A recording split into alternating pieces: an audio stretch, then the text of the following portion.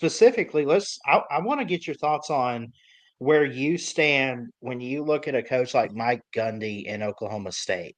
Obviously, he's been around a long time at the Cowboys program back to 04, 05, I think. I think Yep. 05. And, he started out that year about 4 or 5 wins, not the best. But then he won back to back bowl games. He lost back to back bowl games. He won 3 straight bowl games and stuff. Anyway, he's had I think, an amazing career at Oklahoma State. However, when I look at Oklahoma State, coming off a weird 3-9 record, like a losing season for the first time really since he got there, when you project and you kind of look at this team going into 2025, do you expect them to take a big leap knowing that Mike Gundy is that coach that can win big time games? Can they take a leap from 3-9 to, even if it was like 7-5 or so? And then ultimately, what would be your assessment today of Mike Gundy? Because I think he's still a really good coach despite a bad season. Exactly. So I would say the same thing, Ballard, that the longer a coach's tenure, the less I'm going to give him a hit for one bad season. If you're a coach and you've had only a 3-year career and you have a bad season, well, that's a huge chunk of your career. Versus if you've been a head coach like Mike Gundy has at Oklahoma State for 20 years, well, 1 year we can understand. We can call that an aberration. So on the positive side, yeah, Mike Gundy's been exceptional at Oklahoma State. He took over for Les Miles. Les Miles started to win there. Gundy took over, and obviously he's been super consistent. Basically, if you take Mike Gundy's record, it is 8-4. He's 8-4 a zillion times over. That's what his record adds up to at Oklahoma State. Right. He could never beat Oklahoma. That was a bit of an issue. He beat them like twice in 17 years or something crazy like that. And that cost him a lot of Big 12 championships. So there was a time in which it looked like Mike Gundy was going to bring Oklahoma State to the top of the Big 12. They almost made it to the BCS championship game in 2011. That was the Mhm. famous Alabama LSU rematch that Oklahoma State had the same record as those two teams, but they lost at Iowa State and they didn't make the BCS and they won the Big 12. Well, that's the last time he's won the Big 12. That was 2011. So it's been 14 years since. So he's always had good teams, but he's not won a conference championship in 14 years. So let's understand that. Yeah. Um, Now, what's really strange about this past season was they go to the Big 12 championship game the year before against Texas, and then they bring back 21 starters.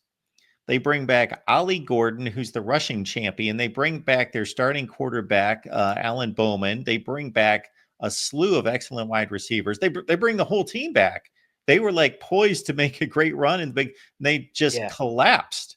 Uh, what goes beyond the 3-9 Ballard is that they went 0-9 in the Big 12, and they were just not competitive. They lost 52-0 to Colorado. They just were an atrocious football team last year. So again, it's 1 year and it looks really bad. And I am taking a shot at Mike Gundy and he's taking a hit in my rankings, but not by much because he's Right. been exceptional mostly for 20 years.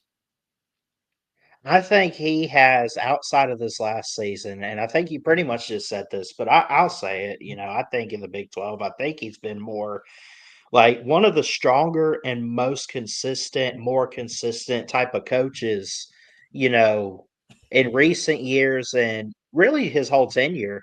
As far as this season goes, they don't get it too easy. I mean, they get some good games at home. The non-con's pretty solid. Uh, Outside of having to play at Oregon week 2, which I think will be a pretty interesting game there. But when I look at their schedule and what he could pull out this year, UT Martin probably going to be a win. Only if he could really turn it around and bounce back, right? I would hope that they don't lose to UT Martin at home. They go to Oregon. We could probably chalk that up as a loss, but I think a lot of people could get their eyes on that game on September 6th. They get an early bye week. Tulsa, Baylor, at Arizona, Houston, Cincinnati, at Texas Tech, at Kansas, and so on. Then they end it with Kansas State, UCF on the road, and Iowa State. That's an interesting schedule. I I feel like he could do something, especially having some of those newer Big 12 teams at home.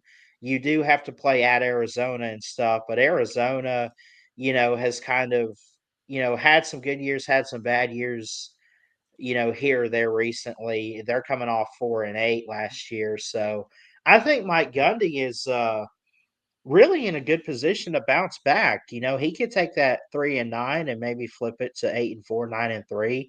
It's possible. I don't want to make a statement and say that's what I think they're going to do, but I think he's on track. And overall, he's been a really consistent, as you said, head coach, and probably one of the more celebrated head coaches in the Big 12 based on what he's been able to achieve.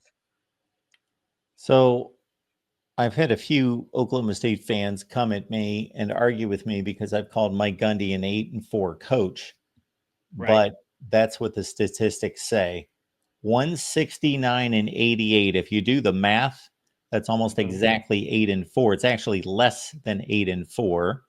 And 102 and 72. That's basically like going 5-4 every year in the Big 12, which is fine. It's decent, but let's not Hmm. elevate this guy to like sainthood.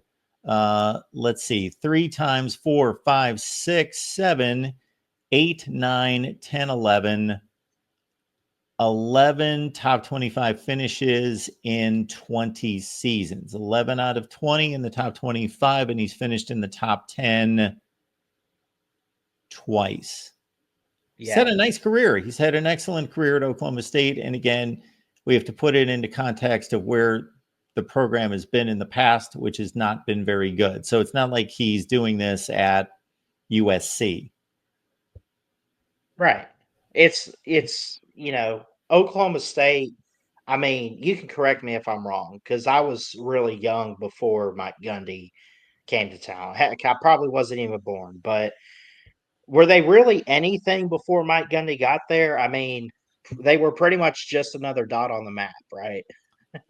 So yeah, they were awful for decades, except for Les Miles was the coach before Mike Gundy, and Les Miles did Okay. good enough his last couple of years at Oklahoma State to get the LSU job. So he had to do well at the end of his Oklahoma State run to get the LSU job.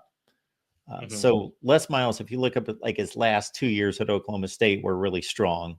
He might have went 9-3, something like that. But before that, you got to go all the way back to Pat Jones, who was the head coach for Barry Sanders, and they had some strong teams in the late '80s with Mike Gundy at quarterback, actually, and Barry Sanders at running back.